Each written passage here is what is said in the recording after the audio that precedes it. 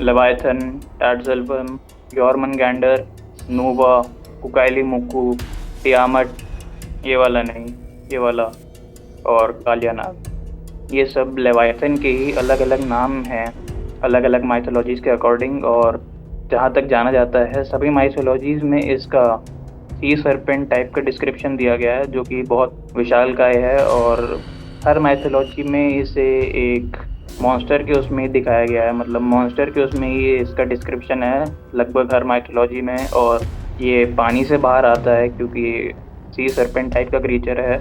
और काफ़ी माइथोलॉजीज में इसको सी ड्रैगन भी बताया गया है। तो कैसे ये लेवाइथन आजकल इतनी सुर्खियों में है? क्या लेवाइथन सही में कोई क्रीचर है या फिर एक होक्स फैलाया जा रहा है? और कैसे अगर ये बाहर आ गया तो ये कितना नुकसान मचा सकता है हमारी सभ्यता को, हमारी इंसानियत को? अगर ये एक होक्स है, कौन फैला रहा है ये होक्स, और किसको इस होक्स से सबसे ज़्यादा फायदा में हो सकता है? और कैसे ये होक्स फैलाया गया है? और अगर ये होक्स है तो जो चीज़ें इसके साथ जोड़ी गई हैं, जैसे कि और फिश का बाहर आना, एंगलर फिश का बाहर आना, तो वो सारी फिशेस क्यों बाहर आ रही हैं? आइए इन सब चीज़ों की बात करते हैं हम इस वीडियो में। तो जैसा कि मैंने आपको बताया लेवाइथन, तो सबसे पहले लेवाइथन का जिक्र बाइबल की बुक ऑफ जॉब में किया गया था, जो कि 1700 सेंचुरी में लिखी गई थी। अगर हम इसका माने तो लेवाइथन का सबसे पहले डिस्क्रिप्शन हमें इसी बुक में मिला है। लेकिन जैसा हमने बात करी कि कालिया नाग भी इसका एक डिस्क्रिप्शन है, तो ये लेवाइथन का जिक्र बहुत ही मतलब पुराने कृष्ण जी के टाइम तक चला जाता है। और जहाँ तक कि हम हर माइथोलॉजी की बात करें तो इसे हर माइथोलॉजी में किसी न किसी भगवान ने ही हराया है। एक तरीके से कहा जाता है कि ये लेवाइथन जब आके तबाही मचाना चालू करता है तो इसको आके कोई ना कोई भगवान ही हराते हैं। तो तो जैसा कि मैंने आपको बताया कि लेवाइथन का हर माइथोलॉजी में कहीं ना कहीं जिक्र हुआ है। लेकिन जैसा कि ये संभव नहीं है क्योंकि हर माइथोलॉजी में सेम क्रीचर का डिस्क्रिप्शन एक जैसा होना पॉसिबल तो नहीं है। क्योंकि जहाँ तक हम अगर माने, क्योंकि कई लोगों ने लेवाइथन को मेगालोडॉन शार्क से कंपेयर किया है, कई लोगों ने इसे लेविएटन मिलवेलाई से भी कंपेयर किया है। ऐसे ही इस क्रीचर का अलग अलग बुक्स में अलग अलग मतलब सेम रेफरेंस मिला हुआ है। पुराने टाइम पे लोगों को ज़्यादा नॉलेज तो नहीं होती थी, जो भी उनको बड़ा क्रीचर दिखता था सी में, वो उसे लेवाइथन, या फिर वाइकिंग के टाइम की अगर हम बात करें तो एक बड़े से स्क्विड को कई वाइकिंग्स ने क्रैकन भी बता दिया था। तो इसी तरह इस क्रीचर के अलग अलग माइथोलॉजीज में होने के काफ़ी चांसेस दिए गए हैं। क्योंकि तब आधुनिक कैमरास नहीं हुआ करते थे और सेम डिस्क्रिप्शन दे पाना हर माइथोलॉजीज में थोड़ा डिफरेंट होता था। तो जैसे भी उनको लगता था कि कोई बड़ा क्रीचर आया है सी से, तो वो उसे लेवाइथन के नाम से ही संबोधित कर दिया करते थे अपनी माइथोलॉजी में। तो इस बारे में भी बात करते हैं कि हम जो भी आपको क्लिप्स दिखाई जा रही हैं इंटरनेट पे, इंस्टाग्राम पे, फेसबुक पे, ट्विटर पे, यूट्यूब पे, कितनी सही हैं वो, और जो इमेजेस आपको गूगल अर्थ की दिखाई जा रही हैं वो भी कितनी सही हैं। तो हालांकि हम अगर बात करें तो आपको ये कुछ इस तरह की क्लिप दिखाई गई होगी कि किसी एक स्नेक फेस सी मॉन्स्टर बाहर आने की कोशिश कर रहा है, बहुत ही बड़े साइज का है ये। तो ये साउथ अमेरिका के पास इतनी बड़ी आपको इमेज दिखाई गई है। तो जो ये आपको इमेज दिखाई गई है और जो ये आपको क्लिप दिखाई जा रही है कि पानी में बहुत ज़्यादा हलचल हो रही है और कोई एकदम बड़ा सी क्रीचर बाहर आने की कोशिश कर रहा है, ये असल में लेवाइथन की नहीं है।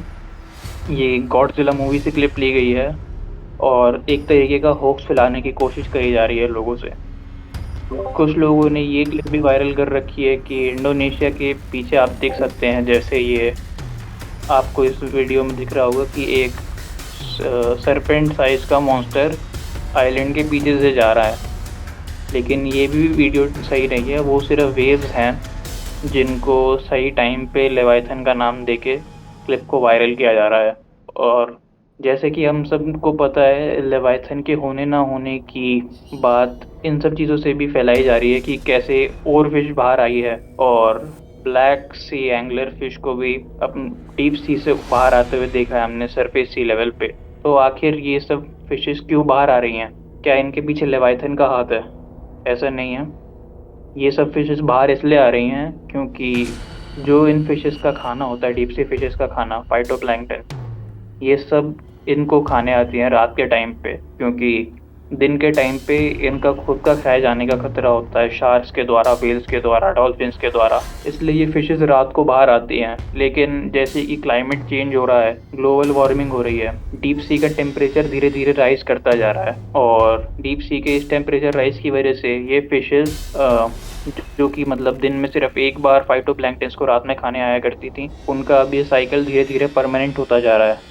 इसलिए आपको ये सब फिशेस अपने हैबिटेबल जोन से बाहर आती हुई दिख रही हैं। ये फिश इसलिए भी बाहर आ रही हैं क्योंकि आपका जो डीप सी का लेवल है टेम्परेचर का, वो धीरे धीरे बढ़ता जा रहा है। इसलिए ये फिशेस पोल पे जाने का निर्णय लेती हैं, लेकिन धीरे धीरे ये फिश अपना रास्ता भटक जाती हैं। इसलिए आपको और फिश कोस्ट लाइन पे आती हुई दिखी, और कई सारी फिशेस आपको पानी से बाहर आती हुई दिखी। क्लाइमेट करेंट्स की वजह से भी होता है कि काफ़ी बार फिशेस खुद ही अपने आप सी से बाहर आ रही होती हैं, लेकिन इन चीज़ों को हम जोड़ देते हैं कि कैसे इन फिशेस ने कोई डीप सी मॉन्स्टर देख लिया है, और धीरे धीरे हम फिर से ये एक होप्स फैलाना चालू कर देते हैं कि कैसे कोई बड़ा सी मॉन्स्टर है जो बाहर आने वाला है। अगर असली में हम बात करें लेवाइथन के बाहर आने की, तो इसके चांसेस हम एक्सप्लेन नहीं कर सकते कि कितने हो सकते हैं, क्योंकि एक मिथिकल क्रीचर है और कोई भी नहीं बता सकता कि ये मिथिकल क्रीचर के होने के कितने परसेंट चांसेस हैं और क्या ये सही में है भी या नहीं, क्योंकि हमने सिर्फ डीप सी का 5% ही एक्सप्लोर किया है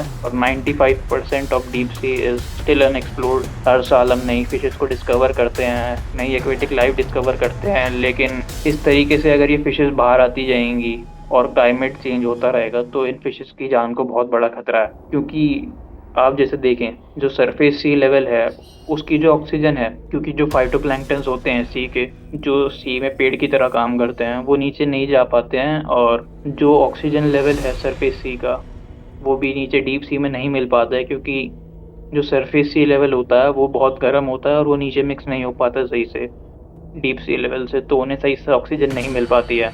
तो इसलिए भी ये जो डीप सी क्रिएचर्स हैं ये ज़्यादा ऑक्सीजन के चक्कर में सरफेस सी लेवल पे आते हैं ताकि इन्हें सही से ऑक्सीजन प्राप्त हो सके, क्योंकि डीप सी लेवल में धीरे धीरे ऑक्सीजन की मात्रा कम होती जा रही है, तो ये ऊपर आने की ट्राई कर रहे हैं, लेकिन इनकी जो बॉडी है वो सरफेस सी लेवल के केपेबल ही नहीं है उसको विथस्टैंड करने की, उसकी हीट को विथस्टैंड करने की। इसलिए ये आती हैं तो कोस्ट पे ही मरी पड़ी मिलती हैं, या फिर इनको कोई बड़ी मछली खा ले जाती है। इसीलिए इनकी प्रजाति बहुत ही रैपिडली डिक्लाइन पे भी जा सकती है, और ये भी हो सकता है कि जो फिशेस हमने अभी तक डिस्कवर ही नहीं करी हैं वो एक्सटेंट हो जाएं।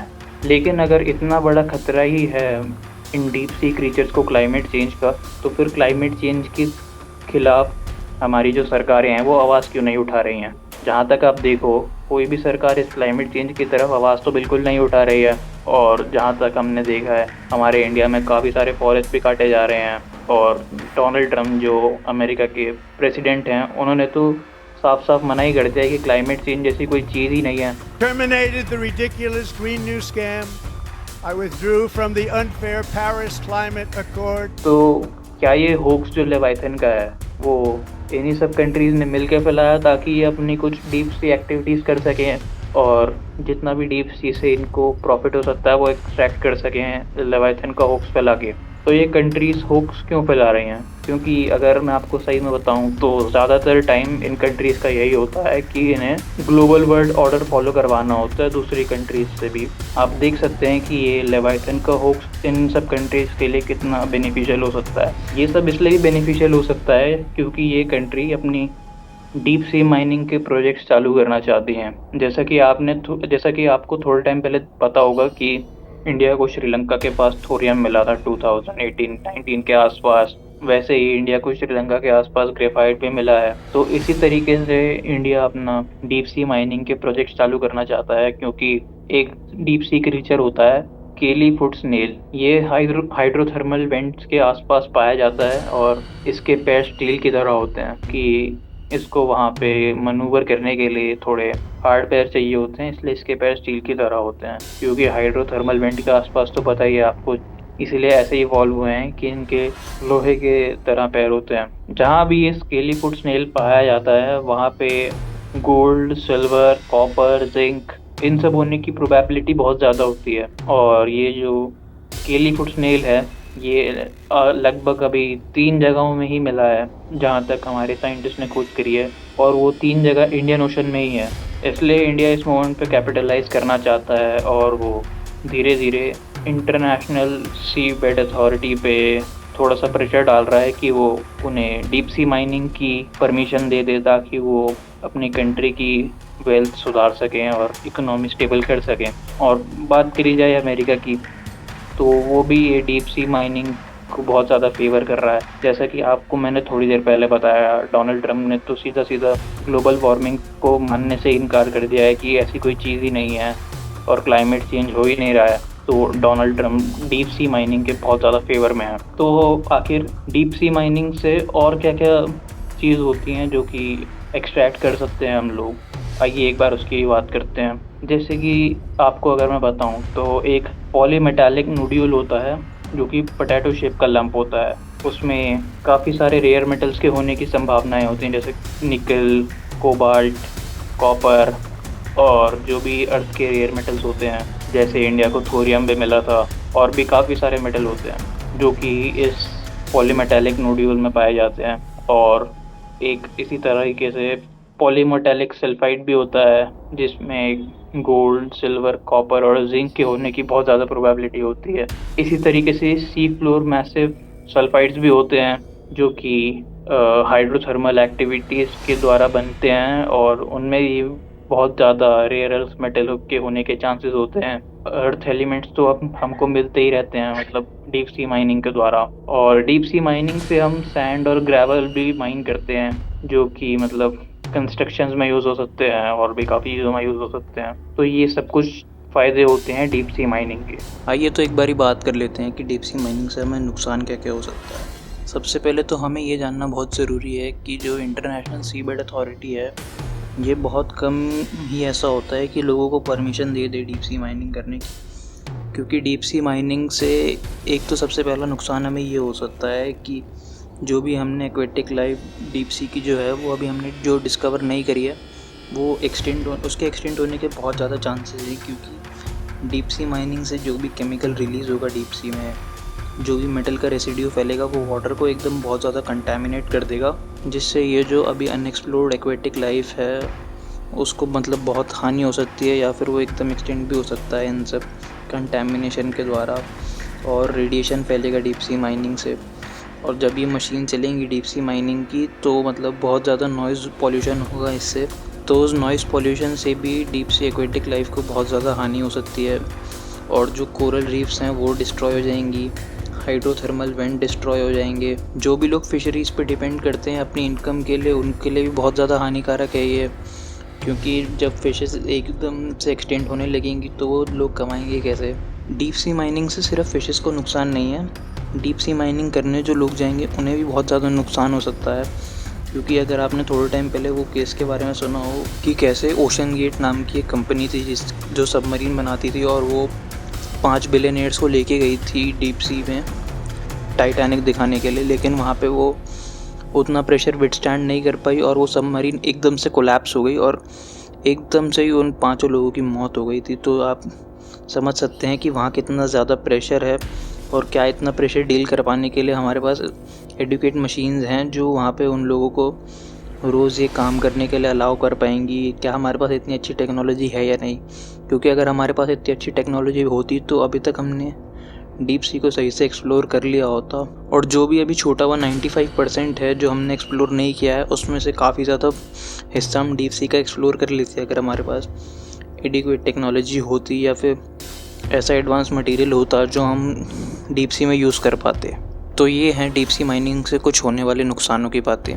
तो जैसा कि मैंने आपको बताया कि लेवाइथन असलियत में है या नहीं है, ये तो आप सबके ऊपर है कि आप कितना बिलीव करते हैं उन माइथोलॉजीज पे, और क्या आप मानते हैं कि ये सारी वीडियोस सही थी या नहीं। इसका प्रूफ तो मैं आपको दे चुका हूँ कि ये सारी वीडियोस सही नहीं थी, ये बस एक होक्स फैलाया गया था, और जो भी वीडियोस थी सब एडिटेड थी। लेकिन फिर भी आपका इस पर खुद का अपना एक ओपिनियन होना चाहिए। आप किसी वीडियो को देख के मैनिपुलेट नहीं हो सकते, क्योंकि कोई भी आगे कुछ भी बोलेगा आपको मानना नहीं चाहिए जब तक आप खुद उस चीज़ पे विश्वास ना करें। तो लेवाइथन को मानना या ना मानना ये सब आपके ऊपर है कि आप कितना बिलीव करते हैं उन सब वीडियोस पे, उन सब हुक्स पे।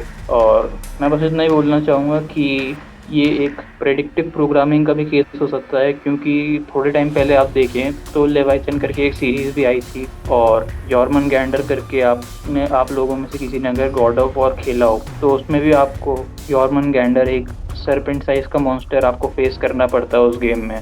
तो ये सब एक प्रेडिक्टिव प्रोग्रामिंग का भी केस हो सकता है, जैसे कि 9/11 में हुआ था कि काफ़ी सारी चीज़ों में आपको 9 और 11 बताया गया था, लेकिन वो सब समझाने के लिए मैं इतने से पार्ट में तो नहीं बता पाऊँगा, तो वो सब किसी और वीडियो में।